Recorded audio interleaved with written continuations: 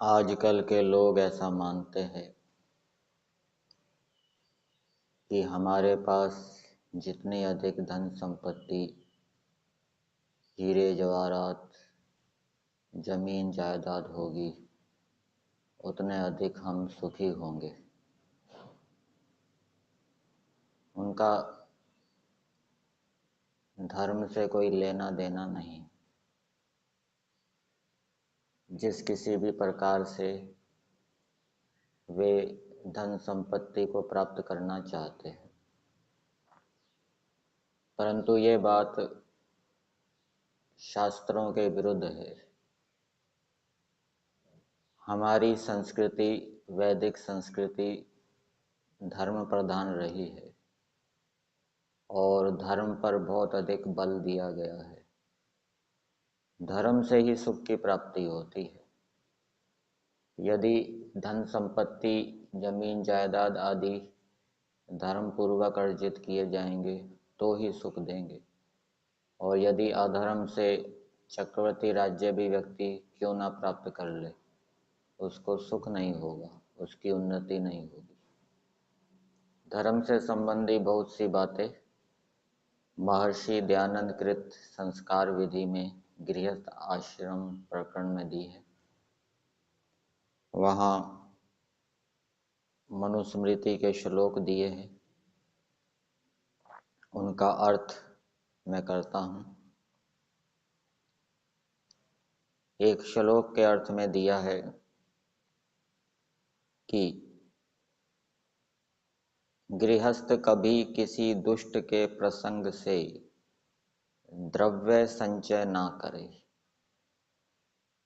ना विरुद्ध कर्म से द्रव्य का संचय करे, और ना विद्यमान पदार्थ होते हुए उनको गुप्त रख के दूसरे से छल करके, और चाहे कितना ही दुख पड़े तदपि अधर्म से द्रव्य संचय कभी ना करे। फिर आगे दिया है, धर्म के विषय में कई बातें बताई गई है। मनुष्य सदैव सत्य बोले और दूसरे को कल्याणकारक उपदेश करे, काणे को काणा और मूर्ख को मूर्ख आदि अप्रिय वचन उनके सम्मुख कभी ना बोले, और जिस मिथ्या भाषण से दूसरा प्रसन्न होता हो उसको भी ना बोले। यह सनातन धर्म है। सदा विद्यावृद्धों और वयोवृद्धों को नमस्ते। विद्यावृद्ध मतलब जो हमसे विद्या में बड़े हुए हैं, वयोवृद्ध मतलब जो हमसे अवस्था में बड़े हैं। सदा उनको नमस्ते अर्थात उनका मान्य किया करें। नमस्ते का अर्थ किया है उनका सम्मान किया करें, मान्य किया करें। जब वे अपने समीप आवे तब उठकर मान्य पूर्वक ले अपने आसन पर बैठावे और हाथ जोड़ के आप समीप बैठे पूछें, वे उत्तर देवे। और जब जाने लगे तब थोड़ी दूर पीछे पीछे जाकर नमस्ते कर विदा किया करें। और वृद्ध लोग हर बार निकम्मे जहां तहां न जाया करें। फिर आगे दिया, गृहस्थ सदा आलस्य को छोड़कर वेद और मनुस्मृति में वेदानुकूल कहे हुए अपने कर्मों में निबद्ध और धर्म का मूल सदाचार अर्थात सत्य और सत्पुरुष आप्त धर्मात्माओं का आचरण है, उसका सेवन सदा किया करें। धर्माचरण का फल बताया है। धर्माचरण ही से दीर्घायु, उत्तम प्रजा और अक्षय धन को मनुष्य प्राप्त होता है, और धर्माचार बुरे अधर्म युक्त लक्षणों का नाश कर देता है। और जो दुष्टाचारी पुरुष होता है वह सर्वत्र निंदित, दुख भागी और व्याधि से अल्पायु सदा हो जाता है। जो सब अच्छे लक्षणों से हीन भी होकर सदाचार युक्त सत्य में श्रद्धा और निंदा आदि दोष रहित होता है, वह सुख से 100 वर्ष पर्यंत जीता है। अच्छे लक्षण समझना चाहिए जिसमें और दूसरे गुण नहीं हैं, परंतु फिर भी यदि वो सदाचार युक्त है, सत्य में श्रद्धा रखता है और निंदा आदि दोष रहित होता है, वह सुख से 100 वर्ष पर्यंत जीता है। और इसके विपरीत अर्थापत्ति से लगा लीजिए, जो अच्छे अच्छे गुणों से युक्त है, जिसमें अनेक योग्यताएं हैं, कलाएं हैं, लेकिन यदि वो सदाचार युक्त नहीं है, सत्य में उसकी श्रद्धा नहीं है और निंदा आदि दोष से युक्त है, तो वो सुख से 100 वर्ष पर्यंत नहीं जी सकता। फिर आगे दिया है, जो अधार्मिक मनुष्य है और जिसका अधर्म से संचित किया हुआ धन है और जो सदा हिंसा में अर्थात वैर में प्रवृत्त रहता है, वह इस लोक और परलोक अर्थात पर जन्म में सुख को कभी नहीं प्राप्त हो सकता। मनुष्य निश्चय करके जाने कि संसार में जैसे गाय की सेवा का फल दूध आदि शीघ्र नहीं होता, वैसे ही किए हुए अधर्म का फल भी शीघ्र नहीं होता, किंतु धीरे धीरे अधर्म कर्ता के सुखों को रोकता हुआ सुख के मूलों को काट देता है। पश्चात अधर्मी दुख ही दुख भोगता है। इसलिए मनुष्यों को योग्य है कि सत्य धर्म और आर्य अर्थात उत्तम पुरुषों के आचरणों और भीतर बाहर की पवित्रता में सदा रमण करें। अपनी वाणी, बाहु, उदर को नियम और सत्य धर्म के साथ वर्तमान रख के शिष्यों को सदा शिक्षा किया करें। जो धर्म से वर्जित धन आदि पदार्थ और काम हो, उनको सर्वथा शीघ्र छोड़ देवें। मतलब कि जो इच्छाएं अधर्म से पूरी होती हो, जो इच्छाएं, जो पदार्थ अधर्म से प्राप्त होते हों, उनको सब प्रकार से शीघ्र छोड़ देवें। अथवा जो पदार्थ उसने अधर्म से प्राप्त कर लिया है, उसको शीघ्र छोड़ देवे। और जो इच्छा अधर्म युक्त है, उसको भी शीघ्र छोड़ देवे। और जो धर्माभास अर्थात उत्तर काल में दुखदायक कर्म हैं और जो लोगों को निंदित कर्म में प्रवृत्त करने वाले कर्म हैं, उनसे भी दूर रहे। जैसे दीमक धीरे धीरे बड़े भारी घर को बना लेती है, वैसे मनुष्य परजन्म के सहाय के लिए सब प्राणियों को पीड़ा ना देकर धर्म का संचय धीरे धीरे किया करे। जो मनुष्य अपने कुल को उत्तम करना चाहे, वह नीच नीच पुरुषों का संबंध छोड़कर नित्य अच्छे अच्छे पुरुषों का संबंध बढ़ाता जावे। फिर आगे वाणी के विषय में बताया, जिस वाणी में सब व्यवहार निश्चित, वाणी ही जिनका मूल और जिस वाणी ही से सब व्यवहार सिद्ध होते हैं, जो मनुष्य उस वाणी को चोरता अर्थात मिथ्या भाषण करता है, वह जानो सब चोरी आदि पाप ही को करता है। इसलिए मिथ्या भाषण को छोड़ के सदा सत्य भाषण ही किया करें।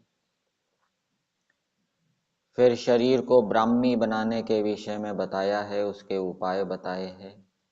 मनुष्यों को चाहिए कि धर्म से वेद आदि शास्त्रों का पठन पाठन, ये सब धर्म से करना है। वेद आदि शास्त्रों का पठन पाठन धर्म से करना है। गायत्री प्रणव आदि का अर्थ विचार ये भी धर्म से करना है। ध्यान ये भी धर्म से करना है। अग्निहोत्र आदि होम ये भी धर्म से करना है। कर्मोपासना, ज्ञान, विद्या, पौर्णमास्य आदि इष्टि, पंच महायज्ञ, अग्निष्टोम आदि ये सब धर्म से करने हैं। न्याय से राज्य पालन, सत्योपदेश और योगाभ्यास आदि उत्तम कर्मों से इस शरीर को ब्राह्मी अर्थात ब्रह्म संबंधी करें। तो ये बातें जब मनुष्य धर्म से युक्त होकर करता है तो उसका शरीर ब्राह्मी हो जाता है, ब्रह्म संबंधी हो जाता है। वेद आदि शास्त्रों का पठन पाठन वो धर्म से युक्त होकर करता है। गायत्री प्रणव आदि का अर्थ विचार भी वो धर्म से युक्त होकर करता है। ध्यान भी वो धर्म से युक्त होकर करता है। मतलब कि व्यवहार के समय तो वो अधर्म आचरण करे और ध्यान करने बैठ जाए संध्या के समय, ऐसा नहीं। व्यवहार के समय भी वो धर्म का आचरण करे और संध्या के समय ध्यान करे। और कभी कभी ऐसा भी होता है ध्यान करना अधर्म युक्त हो जाता है, जैसे कोई आपत्ति काल है, प्रतिकूल परिस्थितियां हैं और उस समय यदि ध्यान करें तो बहुत सामाजिक हानि हो सकती है। तो ऐसी स्थिति में यदि ध्यान किया जाएगा वो अधर्म युक्त हो जाएगा। तो उस समय जो आपत्ति है, प्रतिकूलता है, उसको दूर करने का प्रथम प्रयास करना चाहिए।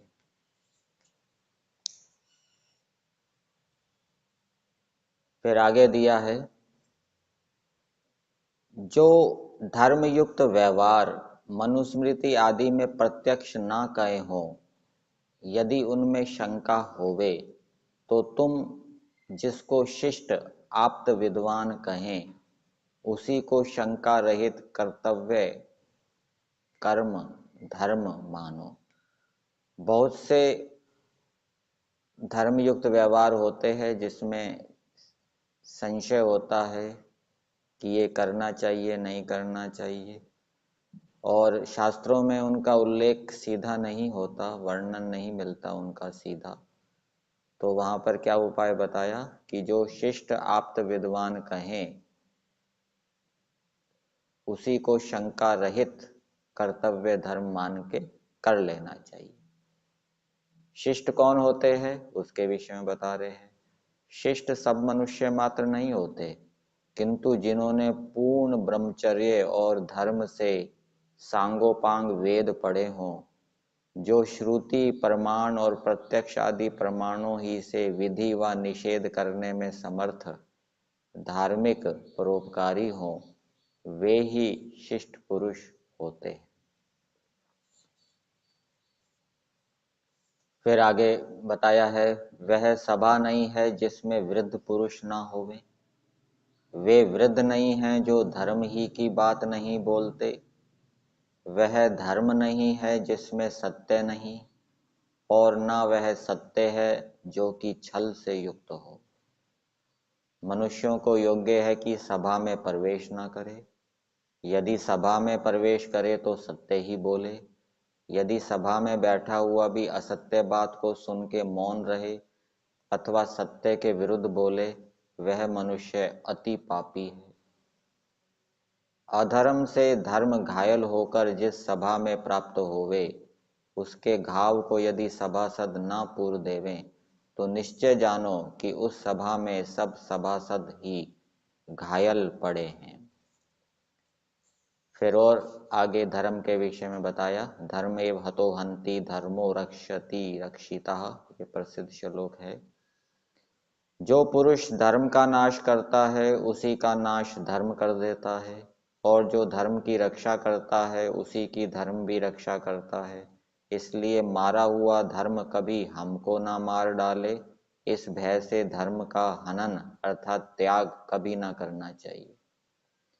जो सुख की वृष्टि करने वाला सब ऐश्वर्य का दाता धर्म है, उसका जो लोप करता है उसको विद्वान लोग वृषल अर्थात नीच समझते हैं।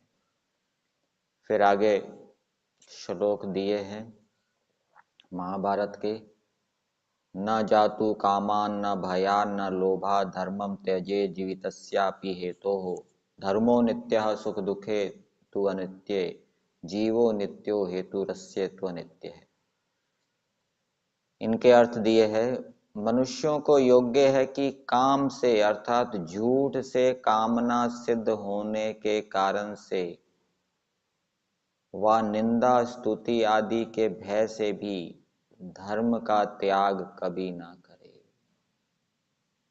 झूठ से यदि कामना सिद्ध होती हो तो झूठ से अपनी कामना को सिद्ध ना करे। और यदि निंदा स्तुति आदि के भय से व्यक्ति धर्म छोड़ना चाहे तो ऐसा कभी ना करे। निंदा स्तुति आदि के भय से भी वो धर्म को ना छोड़े, धर्म का त्याग कभी ना करे।